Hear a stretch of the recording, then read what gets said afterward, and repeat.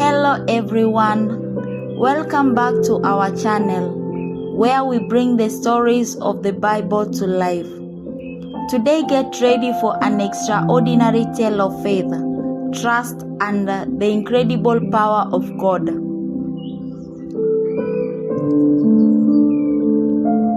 Grab your popcorn and settle in for a heartwarming story from 1 Kings chapter 17 verse 8 to 24. Once upon a time, in the dusty town of Zeraphat, a woman who was a widow lived with her only son. Life was hard, and the famines that swept across the land made every day a fight for a survival. With only a handful of flour in a jar and a little oil in a jug, she was preparing her last meal. But then a stranger appeared. Enter Elijah, the prophet of God, who had been instructed by the Lord to visit this very widow. Tired and thirsty from his journey, Elijah called out to her as she gathered sticks by the gate. "Excuse me, ma'am," Elijah said. His voice was kind but firm. "Could you bring me a little water in a jar so I may have a drink?" The widow paused. Water was scarce, but she could manage that. As she turned to fetch it, Elijah added, "And bring me please a piece of bread." Her steps faltered. "Bread?" She barely had enough for herself and her son. With a heavy heart she replied, "As surely as the Lord your God lives, I do not have any bread, only a handful of flour in a jar and a little oil in a jug.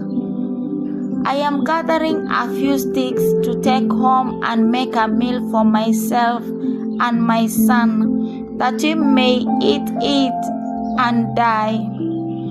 Elijah's eyes softened and he smiled reassuringly. "Don't be afraid," he said. "Go home and do as you have said.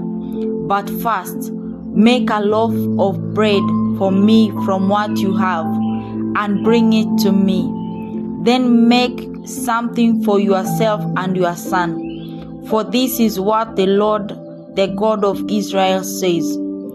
The jar of flour will not be used up, and the jug of oil will not run dry until the day the Lord sends rain on the land." What a moment of decision! Will she trust the word of this stranger and the promise of his God? Taking a deep breath, the widow chose faith over fear. She went home and made the bread and brought it to Elijah. And then the miracle began. Day after day, meal after meal, the journey of flour and the jug of oil never emptied. Just as Elijah had promised, there was always enough. But life's trials weren't over. One day, the widow's son fell ill. His condition worsened until he stopped breathing. Heartbroken, she cried out to Elijah, "What do you have against me, man of God? Did you come to remind me of my sin and kill my son?" Elijah's heart ached for her. He took the boy from her arms, carried him to the upper room where he was staying, and laid him on the bed. Then he cried out to the Lord, "Lord my God, have you brought tragedy even on this widow I am staying with by causing her son to die?"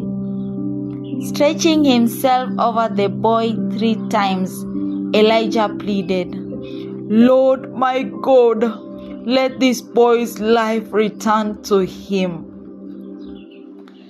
And the Lord heard Elijah's prayer. The boy's life returned to him and he lived. Elijah carried the child back to his mother and said, "Look, your son is alive." Overwhelmed with gratitude and awe, the widow exclaimed, "Now I know that you are a man of God and that the word of the Lord from your mouth is the truth." Wow, what an incredible story. This tale reminds us of the power of faith, the importance of trusting God even in our darkest hour, and His ability to provide and restore. Let this story inspire us to trust God's promises, no matter how dire our circumstances may seem.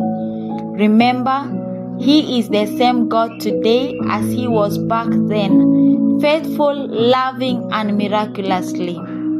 Thank you so much for joining us today. If this story touched your heart, give it a thumb up, share it with someone who needs encouragement, and don't forget to subscribe for more faith-filled content. Until next time, stay blessed and keep shining. Bye.